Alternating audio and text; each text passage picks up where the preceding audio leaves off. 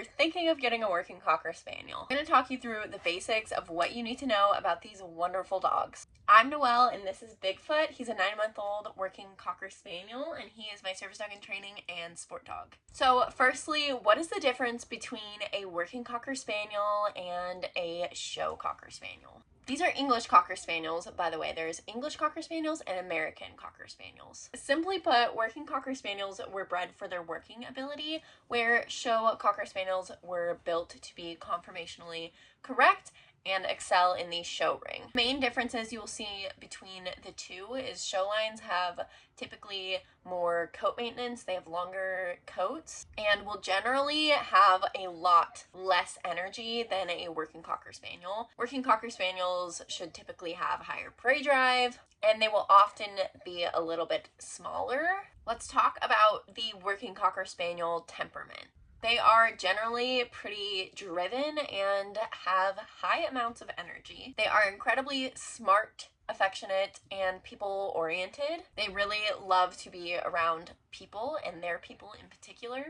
They are very clingy Velcro dogs. He follows me from room to room. If Biggie's not cuddling me, he's almost always cuddling my standard poodle. They are sensitive, soft-natured, very playful, fun, and goofy. They typically have high prey drive, are incredibly high energy. So what this typically means is you need to provide them with a heavy amount of physical and mental exercise on a daily basis. If their needs are not fulfilled, common issues you will see can be resource guarding, reactivity, destructive behaviors. They also tend to not have a natural off switch, so this is something that it is very beneficial to teach at a young age. Around 6 months old, we started teaching Biggie his off switch and instilling that frequently in the house. Now he sleeps most of the day, even on the days that we don't do anything, but I know some working cockers struggle with this more than others. They are sensitive little dogs. They tend to thrive with positive reinforcement methods. Oftentimes you will see their stress response as checking out and sniffing and not engaging with you when there's too much pressure put onto things. They are pretty happy-go-lucky dogs. They tend to get along with most people and other dogs,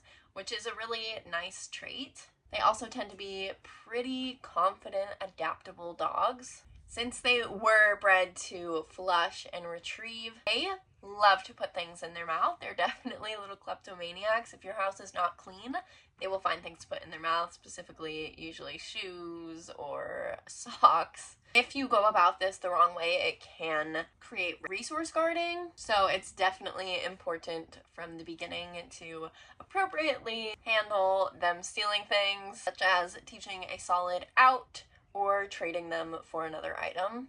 But it's one of the breed traits that you're just going to deal with. They just love to carry things. In terms of size, the average working cocker is somewhere between 25 and 35 pounds and about 13 to 16 inches at the wither. Don't be fooled by their size.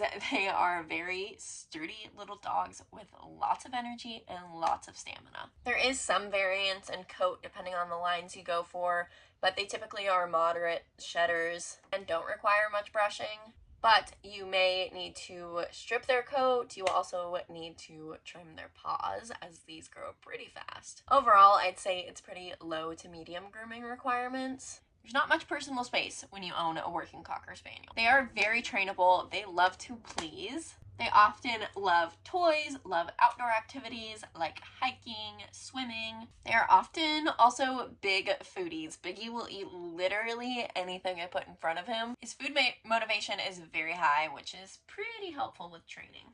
Those are the basics of the working Cocker Spaniel breed. If you would like for me to make a part 2, let me know in the comments. And if there's anything in particular you would like me to discuss, also leave those questions in the comments. If you like this video, go ahead and give it a thumbs up and subscribe if you want to see more of my content. I hope this video helped you learn more about the working Cocker Spaniel breed.